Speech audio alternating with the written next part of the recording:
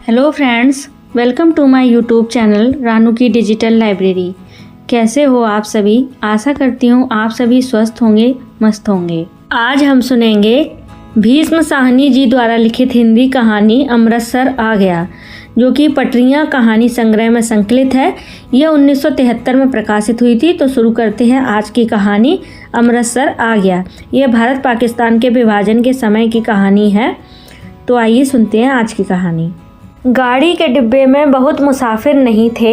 मेरे सामने वाली सीट पर बैठे सरदार जी देर से मुझे लाम के किस्से सुना रहे थे। वह लाम के दिनों में बर्मा की लड़ाई में भाग ले चुके थे और बात बात पर खीखी करके हंसते और गोरे फौजियों की खिल्ली उड़ाते रहे थे। डिब्बे में 3 पठान व्यापारी भी थे। उनमें से एक हरे रंग की पोशाक पहने ऊपर वाली बर्थ पर लेटा हुआ था। वह आदमी बड़ा हंसमुख था और बड़ी देर से मेरे साथ वाली सीट पर बैठे एक दुबले से बाबू के साथ उसका मजाक चल रहा था।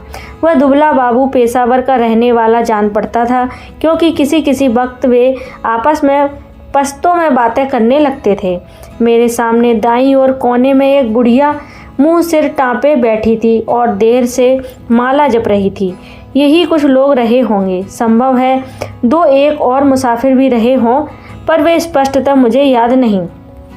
गाड़ी धीमी रफ्तार से चली जा रही थी और गाड़ी में बैठे मुसाफिर बतिया रहे थे और बाहर गेहूं के खेतों में हल्की हल्की लहरियां उठ रही थीं। और मैं मन ही मन बड़ा खुश था, क्योंकि मैं दिल्ली में होने वाला स्वतंत्रता दिवस समारोह देखने जा रहा था। उन दिनों के बारे में सोचता हूँ तो लगता है हम किसी झुटपुटे में जी रहे हैं। शायद समय बीत जाने पर अतीत का सारा व्यापार ही झुटपुटे में बीता जान पड़ता है। ज्यों-ज्यों भविष्य के पट खुलते जाते हैं, यह झुटपुटा और भी गहरा चला जाता है।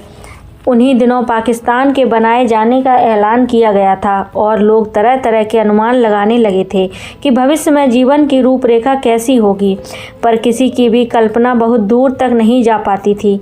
मेरे सामने बैठे सरदार जी बार बार मुझसे पूछ रहे थे कि पाकिस्तान बनाए जाने पर जिन्ना साहिब बम्बई में ही रहेंगे या पाकिस्तान जाकर बस जाएंगे, और मेरा हर बार यही जवाब होता, बम्बई क्यों छोड़ेंगे, पाकिस्तान में आते जाते रहेंगे, बम्बई छोड़ देने में क्या तुक है। लाहौर और गुरदासपुर के बारे में भी अनुमान लगाए जा रहे थे कि कौन सा शहर किस ओर जाएगा। मिल बैठने के ढंग में, गपशप में, हंसी मजाक में कोई विशेष अंतर नहीं आया था। कुछ लोग अपने घर छोड़कर जा रहे थे, जबकि अन्य लोग उनका मजाक उड़ा रहे थे। कोई नहीं जानता था कि कौन सा कदम ठीक होगा और कौन सा गलत। एक ओर पाकिस्तान बन जाने का जोश था तो दूसरी ओर हिंदुस्तान के आज़ाद होने का जोश था। जगह जगह दंगे भी हो रहे थे और यौम आज़ादी की तैयारियां भी चल रही थीं। इस पृष्ठभूमि में लगता देश आज़ाद हो जाने पर दंगे अपने आप बंद हो जाएंगे।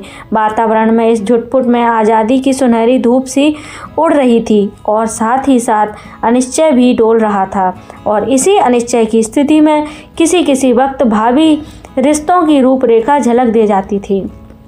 शायद जेहलम का स्टेशन पीछे छूट चुका था, जब ऊपर वाली बर्थ पर बैठे पठान ने एक पोटली खोली और उसमें से उबला हुआ मांस और नान रोटी के टुकड़े निकाल कर अपने साथियों को देने लगा। फिर वह हंसी मजाक के बीच में मेरी बगल में बैठे बाबू की ओर भी नान का टुकड़ा और मांस की बोटी बढ़ाकर खाने का आग्रह करने लगा था।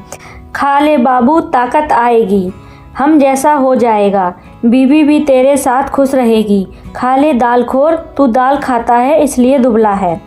डिब्बे में लोग हंसने लगे थे। बाबू ने पश्तो में कुछ जवाब दिया और फिर मुस्कुराता सिर हिलाता रहा। इस पर दूसरे पठान ने हंसकर कहा, ओ जालिम, हमारे हाथ से नहीं लेता तो ये तो अपने हाथ से उठा लेता। खुदा कसम बर का गोश्त है और किसी चीज़ का नहीं है। ऊपर बैठा पठान चहककर बोला, ओ खंजीर के तुख्म, इधर तुम्हें कौन देखता है। हम तेरी बीवी को नहीं भूलेगा और तू हमारे साथ बोटी तोड़, हम तेरे साथ दाल पिएगा। इस पर कहा उठा पर दुबला पतला बाबू हंसता सिर हिलाता रहा और कभी कभी 2 शब्द पश्तो भी कह देता। ओ कितना बुरा बात है, हम खाता है और तू हमारा मुंह देखता है। सभी पठान मगन थे। यह इसलिए नहीं लेता कि तुमने हाथ नहीं धोए हैं। स्थूलकाय सरदार जी बोले और बोलते ही खीखी करने लगे। अधलेटी मुद्रा में बैठे सरदार जी की आधी तोंद सीट के नीचे लटक रही थी। तुम अभी सोकर उठे हो और उठते ही पोटली खोलकर खाने लग गए हो, इसलिए बाबूजी तुम्हारे हाथ से नहीं लेते, और कोई बात नहीं। और सरदार जी ने मेरी ओर देखकर आंख मारी और फिर खीखी करने लगे। मांस नहीं खाता है बाबू तो जाओ जनाना डिब्बे में बैठो, इधर क्या करता है। फिर कहा उठा। डिब्बे में और भी अनेक मुसाफिर थे, लेकिन पुराने मुसाफिर यही थे जो सफ़र शुरू होने में गाड़ी में बैठे थे। बाकी मुसाफिर उतरते चढ़ते रहे थे। पुराने मुसाफिर होने के नाते उनमें एक तरह की बेतकल्लुफ़ी आ गई थी। ओ इधर आकर बैठो, तुम हमारे साथ बैठो, आओ जालिम किस्सा खानी की बातें करेंगे। तभी किसी स्टेशन पर गाड़ी रुकी और नए मुसाफिरों का रेला अंदर आ गया था। बहुत से मुसाफिर एक साथ अंदर घुसते चले आए थे। कौन सा स्टेशन है? किसी ने पूछा। वजीराबाद है शायद, मैंने बाहर की ओर देखकर कहा। गाड़ी वहां थोड़ी देर के लिए खड़ी रही, पर छूटने से पहले एक छोटी सी घटना घटी। एक आदमी साथ वाले डिब्बे में से पानी लेने उतरा और नल पर जाकर पानी लोटे में भर रहा था। तभी वह भागकर अपने डिब्बे की ओर लौट आया। छलछलाते लोटे में से पानी गिर रहा था, लेकिन जिस ढंग से वह भाग रहा था उसी ने बहुत कुछ बता दिया था। नल पर खड़े और लोग भी 3-4 आदमी रहे होंगे, इधर उधर अपने अपने डिब्बे की ओर भाग गए थे। इस तरह घबराकर भागते लोगों को मैं देख चुका था। देखते ही देखते प्लेटफॉर्म खाली हो गया, मगर डिब्बे के अंदर अभी भी हंसी मजाक चल रहा था। कहीं कोई गड़बड़ है, मेरे पास बैठे दुबले बाबू ने कहा। कहीं कुछ था, लेकिन क्या था कोई भी स्पष्ट नहीं जानता था। मैं अनेक दंगे देख चुका था, इसलिए वातावरण में होने वाली छोटी सी तब्दीली को भी भांप गया था। भागते व्यक्ति, खटाक से बंद होते दरवाजे, घरों की छतों पर खड़े लोग, चुप्पी और सन्नाटा सभी दंगों के चिन्ह थे। तभी पिछले दरवाजे की ओर से, जो प्लेटफॉर्म की ओर न खुलकर दूसरी ओर खुलता था, हल्का सा शोर हुआ। कोई मुसाफिर अंदर घुसना चाह रहा था। कहाँ घुसा जा रहा है? नहीं है जगह। बोल दिया जगह नहीं है, किसी ने कहा। बंद करो जी दरवाज़ा, यूँ ही मुंह उठाए घुसे आते हैं। आवाज़ें आ रही थीं। जितनी देर कोई मुसाफिर डिब्बे के बाहर खड़ा अंदर आने की चेष्टा करता रहे, अंदर बैठे मुसाफिर उसका विरोध करते रहे। पर एक बार जैसे तैसे वो अंदर आ जाए तो विरोध खत्म हो जाता है और वही मुसाफिर जल्द ही डिब्बे की दुनिया का निवासी बन जाता है और अगले स्टेशन पर वही सबसे पहले बाहर खड़े मुसाफिरों पर चिल्लाने लगता है, नहीं है जगह, अगले डिब्बे में जाओ, घुसे आते हैं। दरवाजे पर शोर बढ़ता जा रहा था। तभी मैले कुचले कपड़ों में लटकती मूँछों वाला एक आदमी दरवाजे में से अंदर घुसता दिखाई दिया। चीकट मैले कपड़े, जरूर कहीं हलवाई की दुकान करता होगा।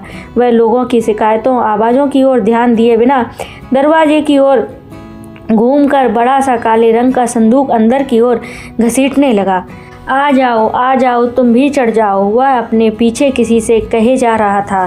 तभी दरवाजे में एक पतली सूखी सी औरत नजर आई और उसके पीछे 16-17 बरस की सांवली सी एक लड़की अंदर आ गई। लोग अभी भी चिल्लाए जा रहे थे। सरदार जी को कूलों के बल उठकर बैठना पड़ा। बंद करो जी दरवाज़ा, बिना पूछे चढ़े आते हैं, अपने बाप का घर समझ रखा है, मत घुसने दो जी, क्या करते हो, धकेल दो पीछे। और लोग भी चिल्ला रहे थे। वह आदमी अपना सामान अंदर घसीटे जा रहा था और उसकी पत्नी और बेटी संडास के दरवाजे के साथ लगकर खड़े थे। और कोई डिब्बा नहीं मिला, औरत जात को भी यहाँ उठा लाया है। वह आदमी पसीने से तर था और हाँफता हुआ सामान अंदर घसीटे जा रहा था। संदूक के बाद रस्सियों से बंधी खाट के पाटियाँ अंदर खींचने लगा।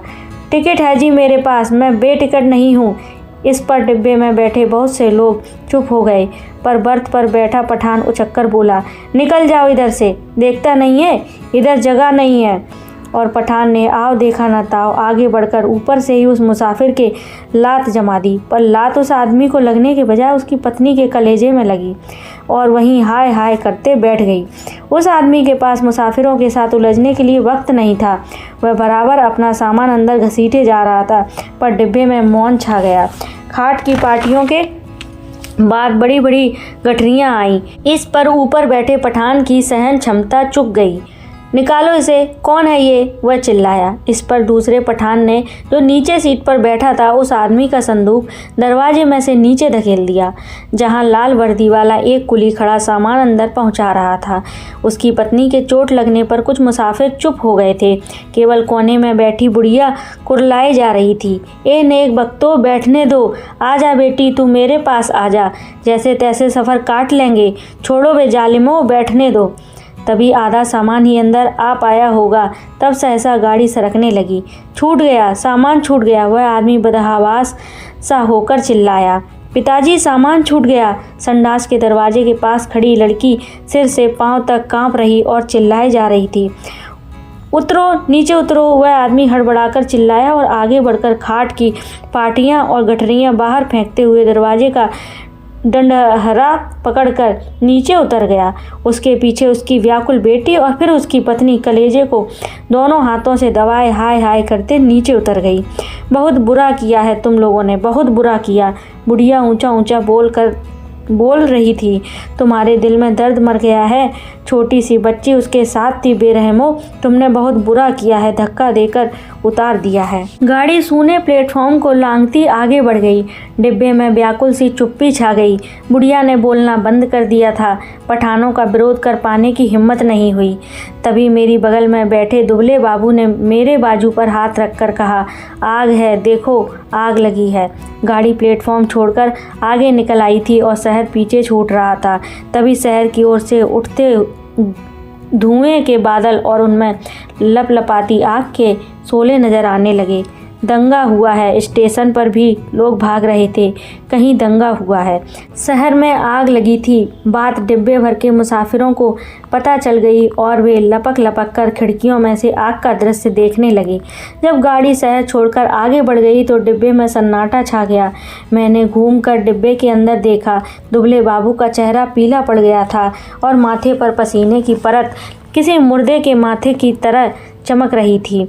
मुझे लगा जैसे अपनी अपनी जगह बैठे सभी मुसाफिरों ने अपने आसपास बैठे लोगों का जायजा ले लिया है। सरदार जी उठकर मेरी सीट पर आ बैठे। नीचे वाली सीट पर बैठा पठान उठा और अपने दो साथी पठानों के साथ ऊपर वाली बर्थ पर चढ़ गया। यही क्रिया शायद रेलगाड़ी के अन्य डिब्बों में भी चल रही थी। डिब्बे में तनाव आ गया। लोगों ने बतियाना बंद कर दिया।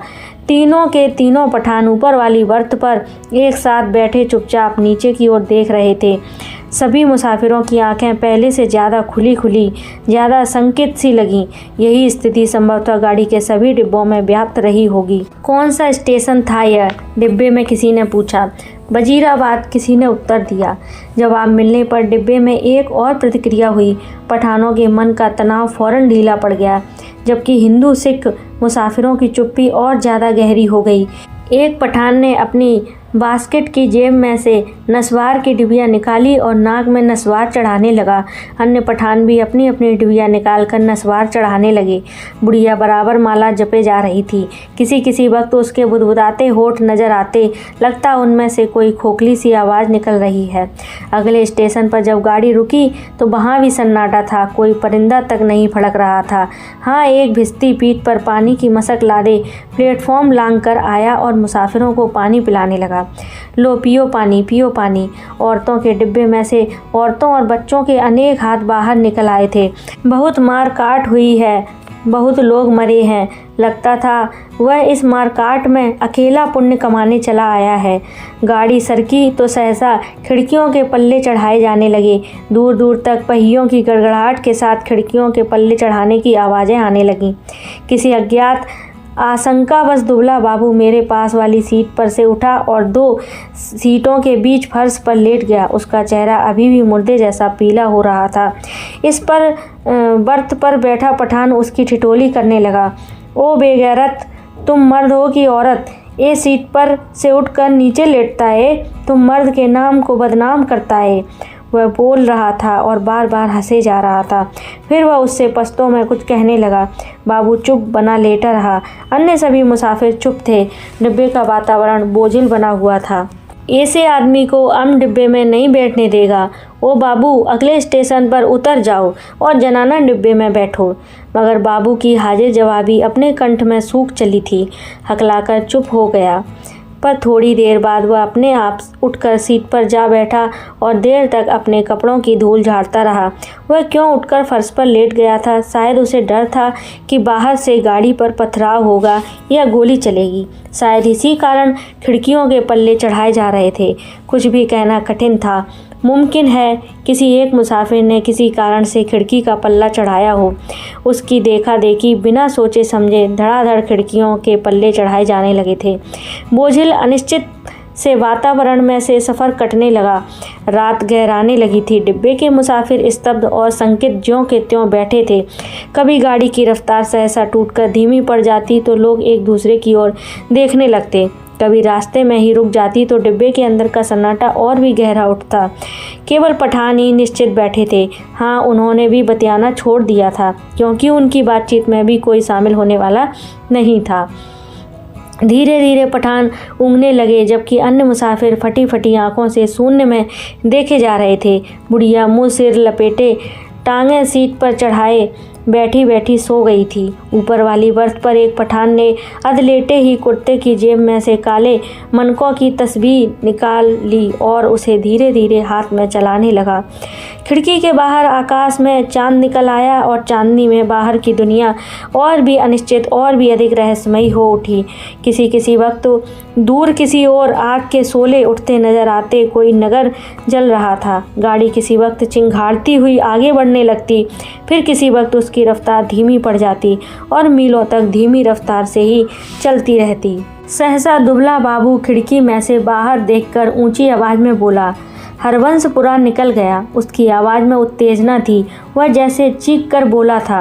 डिब्बे के सभी लोग उसकी आवाज़ सुनकर चौंक गए। उसी वक्त डिब्बे के अधिकांश मुसाफिरों ने मानो उसकी आवाज़ को ही सुनकर करवट बदली। ओ बाबू, चिल्लाता क्यों है? तस्बीह वाला पठान चौंक कर बोला। इधर उतरेगा तुम? जंजीरें खींचूं? और खीखी करके हंस दिया। जाहिर है वह हरवंशपुरा की स्थिति से अथवा उसके नाम से अनभिज्ञ था। बाबू ने कोई और उत्तर नहीं दिया, केवल सिर हिला दिया और एक आध बार पठान की ओर देखकर फिर खिड़की के बाहर झांकने लगा। डिब्बे में फिर से मौन छा गया। तभी इंजन ने सीटी दी और उसकी एक रस रफ्तार टूट गई। थोड़ी ही देर बाद खटाक सा शब्द भी हुआ। शायद गाड़ी ने लाइन बदली थी। बाबू ने झांककर उस दिशा में देखा जिस दिशा की ओर गाड़ी बढ़ी जा रही थी। शहर आ गया है। वह फिर ऊंची आवाज़ में चिल्लाया। अमृतसर आ गया है, उसने फिर से कहा और उछलकर खड़ा हो गया और ऊपर वाली बर्थ पर लेटे पठान को संबोधित करके चिल्लाया। ओबे पठान के बच्चे, नीचे उतर। तेरी माँ की नीचे उतर, तेरी उस पठान बनाने वाले की। मैं बाबू चिल्लाने लगा और चीख चीख कर गालियां बकने लगा। तस्बीह वाले पठान ने करवट बदली और बाबू की ओर देखकर बोला। ओ क्या है बाबू, हमको कुछ बोला? बाबू को उत्तेजित देखकर अन्य मुसाफिर भी उठ बैठे। नीचे उतर, तेरी मैं हिंदू औरत को लात मारता है हरामजादे, तेरी उस। ओ बाबू, बक बक नहीं करो। ओ खजीर के तुख्म, गाली मत बको, हमने बोल दिया, हम तुम्हारा जवान खींच लेगा। गाली देता है मादर। बाबू चिल्लाया और उछलकर सीट पर चढ़ गया। वह सिर से पांव तक कांप रहा था। बस बस बस, सरदार जी बोले, यह लड़ने की जगह नहीं है। थोड़ी देर का सफ़र बाकी है, आराम से बैठो। तेरी मैं लात न तोड़ूं तो कहना, गाड़ी तेरे बाप की है। बाबू चिल्लाया। ओ, हमने क्या बोला? सभी लोग उसको निकालता था। हमने भी निकाला। ये इधर हमको गाली देता है, हम इसको जवान खींच लेगा। बुढ़िया बीच में फिर बोल उठी। बे जीण जोगियो, आराम नाल बैठो। बे रब दिए बंदियो, कुछ होश करो। उसके होंठ किसी प्रेत की तरह फड़फड़ाए जा रहे थे और उनमें से छीण सी फुसफुसाहट सुनाई दे रही थी। बाबू चिल्लाए जा रहा था। अपने घर में शेर बनता था, अब बोल, तेरी मैं उस पठान बनाने वाले की। तभी गाड़ी अमृतसर के प्लेटफॉर्म पर रुकी। प्लेटफॉर्म लोगों से खचाखच भरा था। प्लेटफॉर्म पर खड़े लोग झांक झांक कर डिब्बों के अंदर देखने लगे। बार बार लोग एक ही सवाल पूछ रहे थे, पीछे क्या हुआ है, कहाँ पर दंगा हुआ है।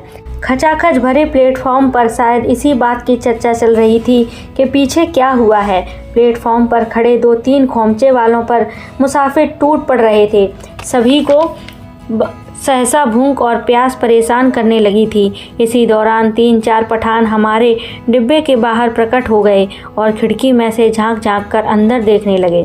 अपने पठान साथियों पर नज़र पड़ते ही वे उनसे पश्तो में कुछ बोलने लगे। मैंने घूमकर देखा, बाबू डिब्बे में नहीं था। न जाने कब वह डिब्बे में से निकल गया था। मेरा माथा ठिनका। गुस्से में वह पगला हुआ जा रहा था। न जाने क्या कर बैठे। पर इस बीच डिब्बे के तीनों पठान अपनी अपनी गठरी उतार कर बाहर निकल गए और अपने पठान साथियों के साथ गाड़ी के अगले डिब्बे की ओर बढ़ गए। जो विभाजन पहले प्रत्येक डिब्बे के भीतर होता जा रहा था, अब सारी गाड़ी के स्तर पर होने लगा था। खोमचे वालों के इर्द गिर्द भीड़ छटने लगी। लोग अपने अपने डिब्बों में लौटने लगे। तभी सहसा एक ओर से मुझे वह बाबू आता दिखाई दिया।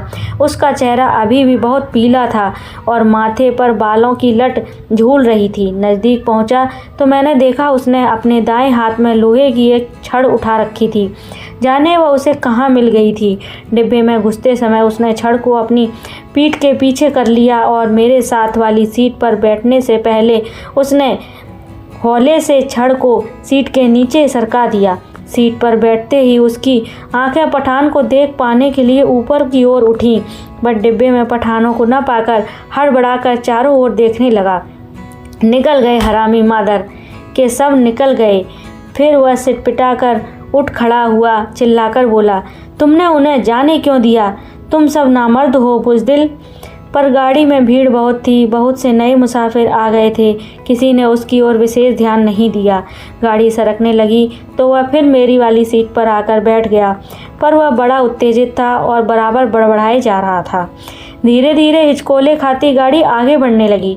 डिब्बे में पुराने मुसाफिरों ने भरपेट पूरियां खा ली थीं और पानी भी पी लिया था और गाड़ी उस इलाके में आगे बढ़ने लगी जहां उसके जान माल को खतरा नहीं था। नए मुसाफिर बतिया रहे थे। धीरे धीरे गाड़ी फिर समतल गति से चलने लगी थी। कुछ ही देर बाद लोग ऊँघने भी लगे, मगर बाबू अभी भी फटी फटी आंखों से सामने की ओर देखे जा रहा था। बार बार मुझसे पूछता था कि पठान डिब्बे में से निकलकर किस ओर गए हैं। उसके सिर पर जुनून सवार था। गाड़ी के हिचकोलों में मैं खुद ऊँघने लगा था। डिब्बे में लेट पाने के लिए जगह नहीं थी। बैठे बैठे ही नींद में मेरा सिर कभी एक ओर लुढ़क जाता, कभी दूसरी ओर। किसी किसी वक्त झटके से मेरी नींद टूटती और मुझे सामने की सीट पर अस्त व्यस्त से पड़े सरदार जी के खर्राटे सुनाई देने लगते। अमृतसर पहुंचने के बाद सरदार जी फिर से सामने वाली सीट पर टांगें पसार कर लेट गए थे। डिब्बे में तरह तरह की आड़ी तिरछी मुद्राओं में मुसाफिर पड़े थे। उनकी बीभत्स मुद्राओं को देखकर लगता डिब्बा लाशों से भरा है। पास बैठे बाबू पर नज़र पड़ती तो कभी तो वह खिड़की के बाहर मुंह किए देख रहा होता, कभी दीवार से पीठ लगाए तनकर बैठा नजर आता। किसी किसी वक्त गाड़ी किसी स्टेशन पर रुकती तो पहियों की गड़गड़ाहट बंद होने पर निस्तब्धता सी छा जाती। तभी लगता जैसे प्लेटफॉर्म पर कुछ गिरा है या जैसे कोई मुसाफिर गाड़ी में से उतरा और मैं झटके से उठकर बैठ जाता। इसी तरह जब एक बार मेरी नींद टूटी तो गाड़ी की रफ्तार धीमी पड़ गई थी और डिब्बे में अंधेरा था। मैंने उसी तरह अधलेटे खिड़की में से बाहर देखा। दूर पीछे की ओर किसी स्टेशन के सिग्नल के लाल कुमकुमे चमक रहे थे। स्पष्टतः गाड़ी कोई स्टेशन लांघ कर आई थी, पर अभी तक उसने रफ्तार नहीं पकड़ी थी। डिब्बे के बाहर मुझे धीमे से अस्फुट स्वर सुनाई दिए। दूर ही एक धूमिल सा काला पुंज नजर आया। नींद की खुमारी में मेरी आंखें कुछ देर तक उस पर लगी रहीं। फिर मैंने उसे समझ पाने का विचार छोड़ दिया। डिब्बे के अंदर अंधेरा था, बत्तियां बुझी हुई थीं, लेकिन बाहर लगता था पौ फटने वाली है। मेरी पीठ पीछे डिब्बे के बाहर किसी चीज़ को खरोंचने की सी आवाज़ आई। मैंने दरवाजे की ओर घूमकर देखा। डिब्बे का दरवाज़ा बंद था। मुझे फिर से दरवाज़ा खरोंचने की आवाज़ सुनाई दी।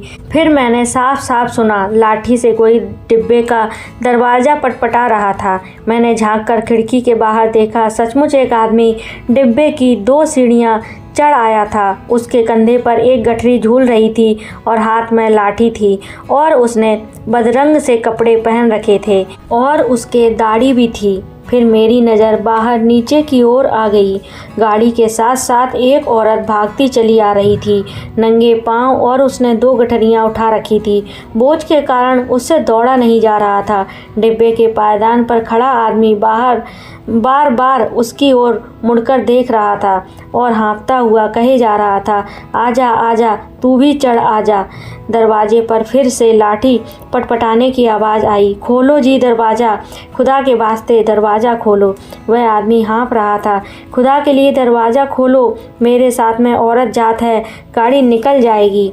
सहसा मैंने देखा, बाबू हड़बड़ाकर उठ खड़ा हुआ और दरवाजे के पास जाकर दरवाजे में लगी खिड़की से मुंह बाहर निकालकर बोला, कौन है? इधर जगह नहीं है। बाहर खड़ा आदमी फिर गिड़गिड़ाने लगा, खुदा के वास्ते दरवाज़ा खोलो, गाड़ी निकल जाएगी। और वह आदमी खिड़की में से अपना हाथ अंदर डालकर दरवाज़ा खोल पाने के लिए सटकनी टटोलने लगा। नहीं है जगह, बोल दिया, उतर जाओ गाड़ी पर से। बाबू चिल्लाया और उसी क्षण लपक कर दरवाज़ा खोल दिया। या अल्लाह, उस आदमी के अस्फुट से शब्द सुनाई दिए। दरवाज़ा खुलने पर जैसे उसने इत्मीनान की सांस ली हो। और उसी वक्त मैंने बाबू के हाथ में छड़ चमकते देखा। एक ही भरपूर बार बाबू ने उस मुसाफिर के सिर पर किया था। मैं देखते ही डर गया और मेरी टांगें लरज गईं। मुझे लगा जैसे छड़ के वार का उस आदमी पर कोई असर नहीं हुआ। उसके दोनों हाथ अभी भी जोर से डंडहरे को पकड़े हुए थे। कंधे पर से लटकती हुई गठरी खिसक कर उसकी कोहनी पर आ गई थी। तभी सहसा उसके चेहरे पर लहू की 2-3 धाराएं एक साथ फूट पड़ी। मुझे उसके खुले होंठ और चमकते दांत नजर आए। वह 2-1 बार या अल्लाह बुदबुदाया, फिर उसके पैर लड़खड़ा गए। उसकी आंखों ने बाबू की ओर देखा, अधमुखी सी आंखें जो धीरे धीरे सिकुड़ती जा रही थीं, मानो उसे पहचानने की कोशिश की जा रही हो कि वह कौन है और उससे किस अदावत का बदला ले रहा है। इस बीच अंधेरा कुछ और छन गया था। उसके होंठ फिर से फड़फड़ाए और उनमें सफ़ेद दांत फिर झलक उठे। मुझे लगा जैसे वह मुस्कुराया है, पर वास्तव में केवल क्षय के ही कारण होठों में बल पड़ने लगे थे। नीचे पटरी के साथ साथ भागती औरत बड़बड़ाए और कोसे जा रही थी। उसे अभी भी मालूम नहीं हो पाया था कि क्या हुआ है। वह अभी भी शायद यह समझ रही थी कि गठरी के कारण उसका पति गाड़ी पर ठीक तरह से चढ़ नहीं पा रहा है, कि उसका पैर जम नहीं पा रहा है। वह गाड़ी के साथ साथ भागती हुई अपनी 2 गठरियों के बावजूद अपने पति के पैर पकड़ पकड़ कर सीढ़ी पर टिकाने की कोशिश कर रही थी। तभी सहसा डडहरे से उस आदमी के दोनों हाथ छूट गए और वह कटे पेड़ की भांति नीचे जा गिरा और उसके गिरते ही औरत ने भागना बंद कर दिया, मानो दोनों का सफ़र एक साथ ही खत्म हो गया हो। बाबू अभी भी मेरे निकट डिब्बे के खुले दरवाजे में बुत का बुत बना खड़ा था। लोहे की छड़ अभी भी उसके हाथ में थी। मुझे लगा जैसे वह छड़ को फेंक देना चाहता है, लेकिन उसे फेंक नहीं पा रहा। उसका हाथ जैसे उठ नहीं रहा था। मेरी सांस अभी भी फूली हुई थी और डिब्बे के अंधियारे कोने में मैं खिड़की के साथ सटकर बैठा उसकी ओर देखे जा रहा था। फिर वह आदमी खड़े खड़े हिला। किसी अज्ञात प्रेरणावश वह एक कदम आगे बढ़ आया और दरवाजे में से बाहर पीछे की ओर देखने लगा। गाड़ी आगे निकलती जा रही थी। दूर पटरी के किनारे अंधियारा पुंज सा नजर आ रहा था। बाबू का शरीर हरकत में आया। एक झटके में उसने छड़ को डिब्बे के बाहर फेंक दिया, फिर घूमकर डिब्बे के अंदर दाएं बाएं देखने लगा। सभी मुसाफिर सोए पड़े थे। मेरी ओर उसकी नज़र नहीं उठी। थोड़ी देर तक वह खड़ा डोलता रहा, फिर उसने घूमकर दरवाज़ा बंद कर दिया था। उसने ध्यान से अपने कपड़ों की ओर देखा, अपने दोनों हाथों की ओर देखा, फिर एक एक करके अपने दोनों हाथों को नाक के पास ले जाकर उन्हें सूंघा, मानो जानना चाहता हो कि उसके हाथों में खून की बू तो नहीं आ रही। फिर वह दबे पांव चलता हुआ आया और मेरी बगल वाली सीट पर बैठ गया। धीरे धीरे झुटपुटा छंटने लगा। दिन खुलने लगा। साफ सुथरी सी रोशनी चारों ओर फैलने लगी। किसी ने जंजीर खींचकर गाड़ी को खड़ा नहीं किया था। छड़ खाकर गिरी उसकी देह मीलों पीछे छूट चुकी थी। सामने गेहूं के खेतों में फिर से हल्की हल्की लहरियां उठने लगी थीं। सरदार जी बदन खुजलाते उठ बैठे। मेरे बगल में बैठा बाबू दोनों हाथ सिर के पीछे रखे सामने की ओर देखे जा रहा था। रात भर में उसके चेहरे पर दाढ़ी के छोटे छोटे बाल उगाए थे। अपने सामने बैठा देखकर सरदार उसके साथ बतियाने लगा। बड़े जीवट वाले हो बाबू, दुबले पतले हो पर बड़े गुर्दे वाले हो। बड़ी हिम्मत दिखाई है। तुमसे डरकर ही तभी वे पठान डिब्बे से निकल भागे। यहाँ बने रहते तो एक न एक की खोपड़ी तुम जरूर दुरुस्त कर देते। और सरदार जी हंसने लगे। बाबू जवाब में मुस्कुराया, एक विभत्स सी मुस्कान, और देर तक सरदार जी की ओर देखता रहा। तो कैसी लगी आपको आज की ये कहानी, कमेंट में ज़रूर बताएं। अगर कहानी पसंद आई हो तो प्लीज़ वीडियो को लाइक करें, अन्य लोगों के साथ भी शेयर करें। और अगर चैनल को सब्सक्राइब ना किया हो तो चैनल को सब्सक्राइब करके बेल आइकन को प्रेस करते हुए ऑल पर क्लिक कर दें, ताकि मेरी आने वाली सभी वीडियोस की नोटिफिकेशन आपको सबसे पहले प्राप्त हो सके। वीडियो को अंत तक देखने के लिए धन्यवाद।